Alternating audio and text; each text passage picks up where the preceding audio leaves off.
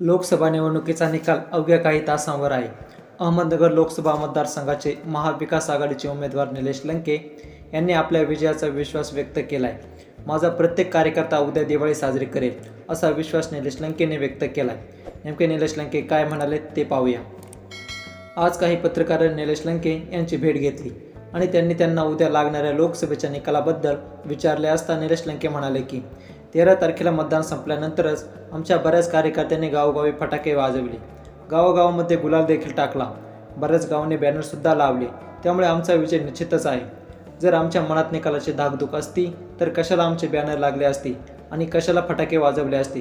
त्यामुळे आम्ही तर विजयी होणारच आहे आणि 2 लाखांपेक्षा जास्त लीड घेऊनच विजयी होणार असा विश्वास निलेश लंकेने व्यक्त केला आहे. उद्या निकालानंतर तुमची तयारी कशी असणार असे विचारल्यानंतर निलेश लंके म्हणाले, माझा प्रत्येक कार्यकर्ता हा दिवाळीपेक्षाही चांगली दिवाळी साजरी करेल.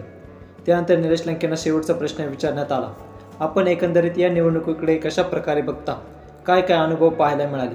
यावर निलेश लंके म्हणाले की या निवडणुकीत मला एक अतिशय महत्त्वाची गोष्ट लक्षात आली, ती म्हणजे प्रशासनाचा या निवडणुकीत गैरवापर जास्त प्रमाणात झालेला पाहायला मिळाला. काही झालं तरी विजय हा सत्याचाच होणार आहे.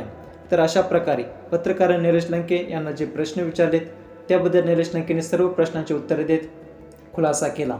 त्यामुळे आता हे जे काही निकालाचे चित्र आहे ते उद्या स्पष्ट होणारच आहे. तर मंडळींनो, तुम्हाला काय वाटतं, कोण विजय होऊ शकेल, निलेश लंके का सुजय विखे? कमेंटमध्ये सांगा. हा व्हिडिओ आवडल्यास लाईक व जास्तीत जास्त शेअर करा आणि सोबतच आमचं विश विचार हे यूट्यूब चॅनल अवश्य सबस्क्राईब करा. जय महाराष्ट्र.